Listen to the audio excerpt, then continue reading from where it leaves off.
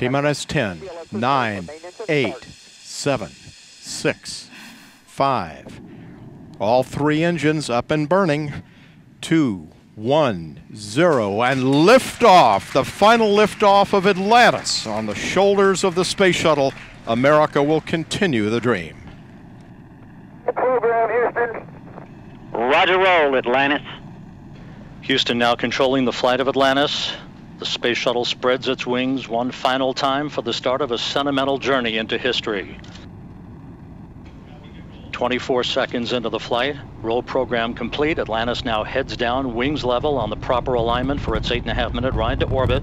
4.5 million pounds of hardware and humans taking aim on the International Space Station.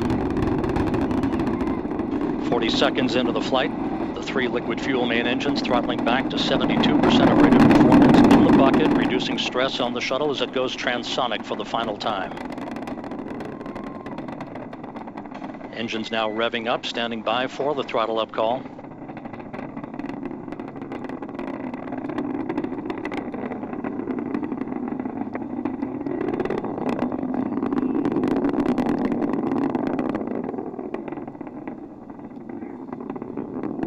Atlantis, go at throttle up, no action, DPDT. Go with throttle up, no action on DPDT. That call from Capcom Barry Wilmore, a transducer, instrumentation only, no action required.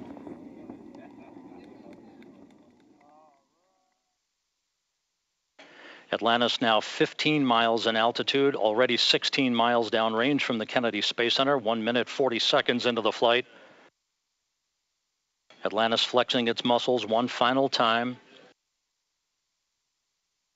Atlantis traveling almost 2,600 miles an hour, 21 miles in altitude, 24 miles downrange, standing by for solid rocket booster separation.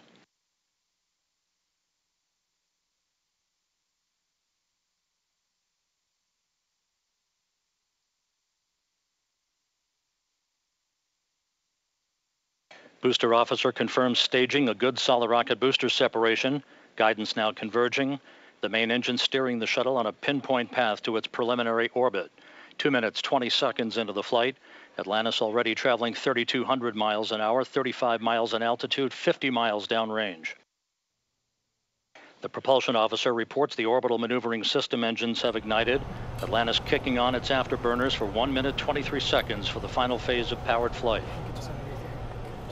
Atlantis, 2-engine TOW. 2-engine TOW. That call from Capcom. Single pane day, so in the event of contingency, you're in plane plus 230 on the ecal page. No comm VIs when you're ready to copy. Are both mics open? Okay, in plane plus 230, go ahead. Press to ATO, 10.8. Press to MECO, 14.7. Press to MECO, main engine cutoff. That means you're headed for space. 3 minutes and 11 seconds into the flight. Mike, I've got to ask you first. It has to be a little different for you. You even stepped outside our tent, put your arm around your daughter who's here with you, and watched. It has to be different for you than for the rest of us. Yeah, you know, it is, you know, thinking that I'd been on that space shuttle and launched here before, and seeing my friends go. I think it's a different experience if you know the people who are on board. You know, that's what I hear from my friends and family who have come to see me launch. That's what they say, and I think that's what it is. You're thinking about your friends inside. It becomes a bit personal. It also has to feel different because you know what the astronauts are going through, and you're one of fewer than 500, well, about 500 people who know. Yeah, from that perspective, yeah, knowing what they're getting to do, kind of wish I was with them right now, of course, because that's they're off on a great adventure, and I wish I was with them. But yeah, you know, they're headed for the adventure of a lifetime, and I think they're going to have a great flight and a great time. 12-day mission to the International Space Station. The picture you're looking at on your screen right now is the external fuel tank camera, and the external fuel tank is the lower part of your screen, and that is the orbiter. That's the belly of the orbiter with the heat-resistant tiles at the top of your screen. And in exactly 8 minutes, they will be in space, and they will separate, and then the orbiter and her 4 brave astronauts will be all alone. About 2.5 minutes ago was the separation from the solid rocket boosters. You saw that on screen. And Mike, that's when the ride changes, isn't it? Yeah, it's a lot of, it's kind of shaky, rough, a bit violent at first with those solids burning. Yeah. And once they go away, it smooths out a bunch. And in the last couple minutes coming up here soon, they're going to get some onset of the G forces up to about 3 Gs, which, you know, it won't hurt you, but it's a little uncomfortable. It's as if you have a few hundred pounds on your chest. And so it's a bit uncomfortable, but it's not going to hurt you at all. But yeah, once those solids go away, the ride does smooth out a bunch. Okay, we're going to watch a replay of that launch that happened only less than 5.5 minutes ago. And as you watch, let me tell you something about it that will blow your mind. Again, we're able to see it. We were able to see it here on the ground. I watched the count up clock, and at 43 seconds, she was sucked up into the clouds. But there she is, Space Shuttle Atlantis. A few hours ago, we didn't think it would happen because of weather. And then, of course, there was that last-minute glitch, but it was a short hold, and 31 seconds into the count, they resumed the clock, and up she goes. So a few statistics. Those main engines that you're watching right now are operating at a temperature of about 6,000 degrees, which is roughly the temperature of the surface of the sun. Very hot. Single engine Zaragoza, what does that mean?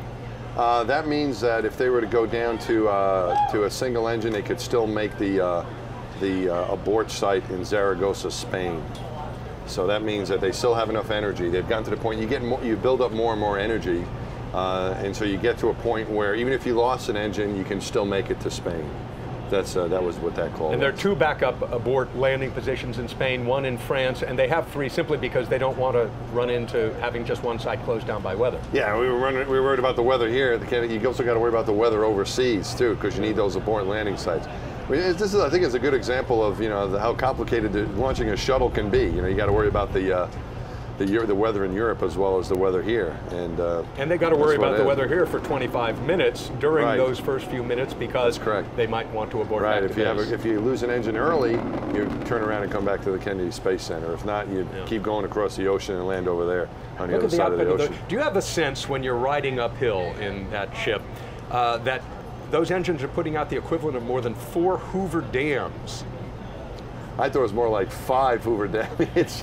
Can you feel that? Can you just have a sense? It is the most awesome sensation of power that I have ever felt. There's nothing like it that I've ever experienced, not even close. It is just huge.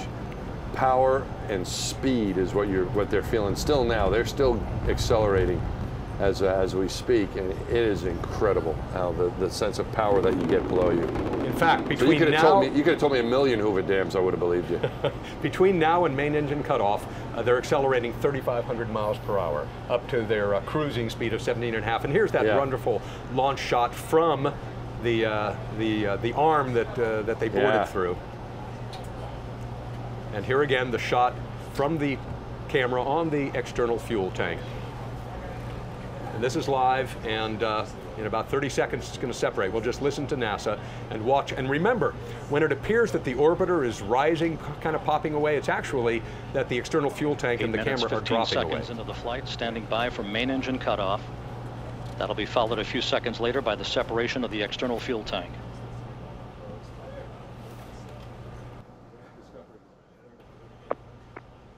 Booster officer confirms main engine cutoff. For the last time, the Space Shuttle's main engines have fallen silent as the shuttle slips into the final chapter of a storied 30-year adventure. Now standing by for external tank separation.